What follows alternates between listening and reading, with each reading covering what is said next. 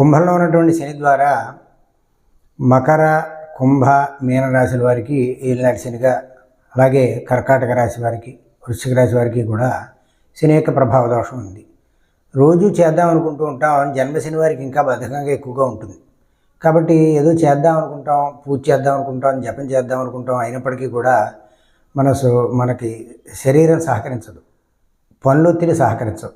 ఇలాంటి సందర్భంలో సూక్ష్మంగా చేయవలసింది ఏంటయ్యా అంటే శం శనయే నమః అనేటువంటిది మంత్రాన్ని 190 సార్లు తక్కువ కాకుండా రోజు ఉదయం జపం చేసి మధ్యాహ్నం వేళ భోజనం తినే ముందు నల్ల నువ్వులతో నల్ల బెల్లంతో కలిపినటువంటి బెల్లం, నల్ల నువ్వులు బెల్లము కలిపినటువంటివి 19 ఉండలు చేసి మధ్యాహ్న కాలంలో కాకులకు పెట్టండి. మీ ఇంటి ప్రహారీ గోడ మీద పెట్టండి.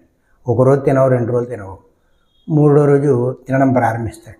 అలా తినడం ప్రారంభించిన తర్వాత ఖచ్చితంగా శని యొక్క బలీయమైనటువంటి దోష ప్రభావం అంతా కూడా పోతుంది. ఆ ప్రభావం వల్ల మంచి జరుగుతుంది, శని యొక్క దోషం పోతుంది. కాబట్టి ఇలా చేసి ప్రయత్నం చేసి చూడండి, తప్పనిసరిగా ఆ అనుగ్రహం, శని యొక్క అనుగ్రహం మీ అందరికీ కూడా కలుగుతుంది. కాబట్టి ఈ రాశుల వాడు ఖచ్చితంగా కనీసం ఈ ప్రయత్నమైనా చేయండి, శని నుంచి రక్షింపబడండి.